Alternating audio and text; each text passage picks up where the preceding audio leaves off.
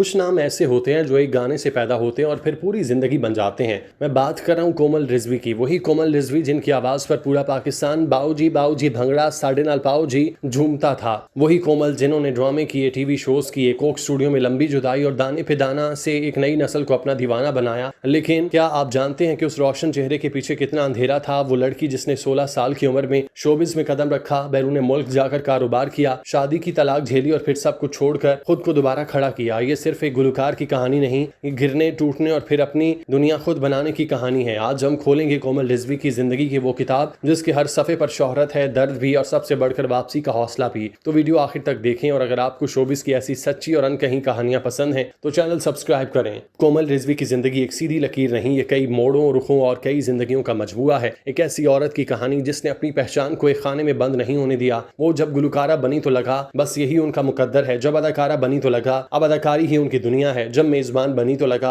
अब टीवी के मुस्तकबिल आवाज बन गई हैं, जब बैरून मुल्क गई तो लगा अब वो शोबिस छोड़ चुकी और जब वापस आई तो लगा कि अब वो पहले से ज्यादा तजुर्बाकार और ज्यादा पुख्ता हैं। कोमल रिजवी सिर्फ फनकारा नहीं है और ऐसी मिसाल है जो बताती है कि जिंदगी में कामयाबी का मतलब सिर्फ ऊपर जाना नहीं होता बल्कि गिर कर दोबारा उठने का हौसला होता है। कोमल रिजवी 3 अगस्त 1978 को दुबई में पैदा हुई। उनकी तारीख पैदाइश के हवाले से इंटरनेट पर थोड़ी कंफ्यूजन मिलती है और बाज़ पाकिस्तानी वेबसाइट पर 1981 भी दर्ज है, लेकिन जो मुस्तनद सवाने रिकॉर्ड मौजूद है वो 1978 को ही ज्यादा दुरुस्त माना जाता है। उनका बचपन पाकिस्तान में नहीं गुजरा, वो फिनलैंड और नाइजीरिया जैसे मुल्कों में रही, मुख्तलिफ कल्चर देखे, मुख्तलिफ जुबानें सुनी। पाकिस्तान उनकी जिंदगी का वाहिद जोग्राफिया नहीं था। फिर 9 उम्री में कराची आई, यहाँ तालीम के साथ उन पर शोबिस की दुनिया ने अपने दरवाजे खोले। महज 16 बरस की उम्र में लोगों ने उनके अंदर की सलाहियत को पहचाना। उनमें उनके भाई हसन रिजवी का भी बड़ा किरदार है जो डांस और कोरियोग्राफी की दुनिया से जुड़े थे। गोया फन का माहौल उन्हें घर से मिला और उसी माहौल ने कोमल के लिए रास्ते हमवार किए। 1990 की दिहाई पाकिस्तानी टेलीविजन का वो सुनहरी दौर था जब घरों में तफरीह का वाहिद जरिया टीवी था। ना इंटरनेट था, ना यूट्यूब, ना सोशल मीडिया। वो चेहरा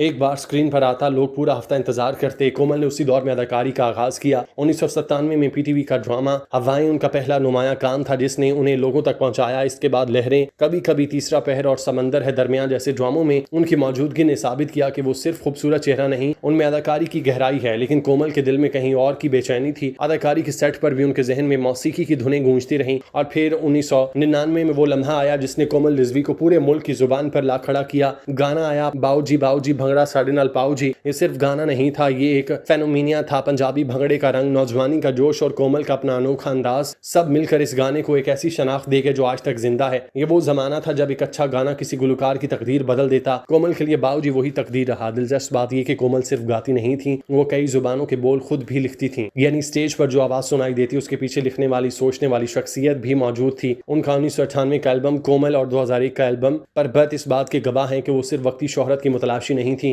वो मौसीकी को संजीदगी से ले रही थी। उनका सफर पाकिस्तान तक महदूद नहीं रहा, उन्होंने बैरून मुल्क भी परफॉर्म किया, मुख्तलिफ ममालिक में पाकिस्तानी मौसीकी को पेश किया, साबित किया कि उनकी आवाज सरहदों से आगे भी सुनी जा सकती है। लेकिन कोमल रिजवी ने अपनी पहचान को सिर्फ बाऊजी वाली लड़की तक महदूद नहीं रहने दिया। उन्होंने कोक स्टूडियो में कदम रखा, वहां जाकर वो काम किया जो बहुत कम लोग कर पाते हैं। उन्होंने हमारे लोक विरसे को उठाया, उसे नई नस्ल के कानों तक पहुंचाया। दाने पे दाना में अख्तर चनाल ज़ाहरी के साथ उनकी परफॉर्मेंस बलोची रंगों और सूफी रिवायत जदीद मौसीकी का एक ऐसा इम्तजाज है जैसे पुरानी रूह ने एक नया जिस्म लिया हो। एक नई नस्ल ने उस गीत को दोबारा दरियाफ्त किया और उससे मोहब्बत की। कहा जाता है कि कोक स्टूडियो के ऑल टाइम टॉप हिट्स में कोमल के दोनों गाने शामिल हैं। वो इस फहरिस्त में 2 बार जगह बनाने वाली वाहिद खातून है। यही वो मकाम था जिसे कोमल ने साबित किया कि वक्त के साथ चल सकती हैं, खुद को बदल सकती हैं, हर नस्ल के लिए रेलिवेंट रह सकती हैं। गुलकारी के साथ कोमल ने टीवी मेजबानी में भी लोहा मनवाया। Karachi nights with Komal, mornings with Komal और निस्ले जैसे प्रोग्राम में सिर्फ मेजबान नहीं थी, वो एक मुकम्मल शख्सियत के तौर पर सामने आई। वो बात करती तो लगता जैसे कोई दोस्त बात कर रहा है, वो हंसती तो लगता जैसे घर की कोई बड़ी बहन हंस रही हो। कैमरे के सामने उनकी मौजूदगी ने उन्हें एक नई शनाख्त दी। कुछ अरसे के लिए कोमल ने मौसीकी से वक्फा लिया और मस्कत चली गई। वहाँ उन्होंने खाने का कारोबार भी किया। इंटरव्यू में उन्होंने बताया कि वो मुख्तलिफ जगहों पर खाना सप्लाई करती थी, लेकिन मौसीकी का इश्क उन्हें चैन से ना बैठने देता। वो वापस आई क्योंकि उनका गाना सिर्फ रोजगार नहीं, सांस थी। फिर आया उनकी जिंदगी का सबसे मुश्किल बाब। ये बाब किसी स्टेज पर नहीं था, ये उनके घर की 4 दीवारी में लिखा था। शादी के बाद वो मान मुंतकिल हुई और 2021 में उन्होंने पहली बार दुनिया के सामने एतराफ किया कि उन्होंने इंतहाई मुश्किल और मुबैना तौर पर पुरतशद्दुद आमेज अज़वाजी रिश्ते का सामना किया। ज़हनी और जिस्मानी अजियत, खामोशी और टूट फूट के बाद बिलाखिर 2019 में वो शादी तलाक पर खत्म हुई। वो मोड़ था जहाँ कोमल रिजवी की कहानी सिर्फ फनकारा की नहीं रही, ये एक औरत की कहानी बन गई जो टूट कर बिखरी, जिसने अंधेरा देखा फिर अपने हाथों से अपने लिए रोशनी का रास्ता बनाया। जब उन्होंने इस बारे में बात की तो हजारों खवातीन को लगा जैसे कोई उनकी अपनी कहानी सुना रहा है। और शायद यही कोमल की सबसे बड़ी कामयाबी है वो शोहरत के पर्दे के पीछे छुपी हकीकत को भी सामने ले आई। इसके बाद कोमल ने हार नहीं मानी, उन्होंने वापसी की, पहले मौसीकी में फिर अदाकारी में। मुझसे रूठे ना रहना के बाद कई साल का वक्फा था, फिर 2021 में तन्हा बना और यूं तो प्यार है जैसे ड्रामों में दोबारा स्क्रीन पर नजर आई। फिर उन्होंने बिल्कुल नया रास्ता चुना। इसके बाद हाथ में माइक नहीं था, हाथ में प्रोडक्ट थी। उन्होंने स्किन केयर ट्रूली कोमल शुरू की। कोमल ने बताया कि उन्हें बचपन से ही स्किन केयर का जुनून था। जब दूसरी लड़कियां बैग्स और जूते जमा करती तो वो महंगी क्रीम्स खरीदने के लिए पैसे बचाती। अगर कोमल रिजवी की पूरी जिंदगी को एक लफ्ज में समेटा जाए तो वो लफ्ज होगा वापसी। वो किसी एक शनाख्त पर नहीं रुकी, गुलकारा बनी तो अदाकारी भी की, अदाकारा बनी तो मेजबान भी, मेजबान बनी तो मौसीकी में वापस आई, मौसीकी से दूर गई तो कारोबार किया और जब जिंदगी ने सबसे बड़ा धचका दिया तो टूट कर बिखरने की बजाय दोबारा खड़ी हुई। 16 बरस की उम्र में शोबिस में कदम रखा, 1997 में ड्रामा किया, 99 में बाऊजी से धमाका किया, एल्बम्स किए। कोमल रिजवी की जिंदगी हमें सिखाती है कि जिंदगी में असल इम्तिहान ये नहीं कि आप कितनी बार गिरते हैं, असल इम्तिहान ये है कि आप हर बार उठने का हौसला रखते हैं या नहीं। कोमल ने ये हौसला कई बार देखा। आज भी जब कहीं बाऊजी की धुन सुनाई देती है, जब लंबी जुदाई की आवाज कानों में रस घोलती है, जब कोक स्टूडियो के पुराने क्लासिक गानों का जिक्र होता है तो कोमल रिजवी का नाम खुद ब खुद जहन में आ जाता है। वो पाकिस्तानी शोबिस की उन खवातीन में शामिल थी जिन्होंने अपनी शनाख्त को नए डब्बे में बंद करने की बजाय मुसलसल फैलाया। कभी अदाकारा बनकर, कभी गुलकारा, मेजबान, कभी ऐसी औरत जो अपनी जिंदगी के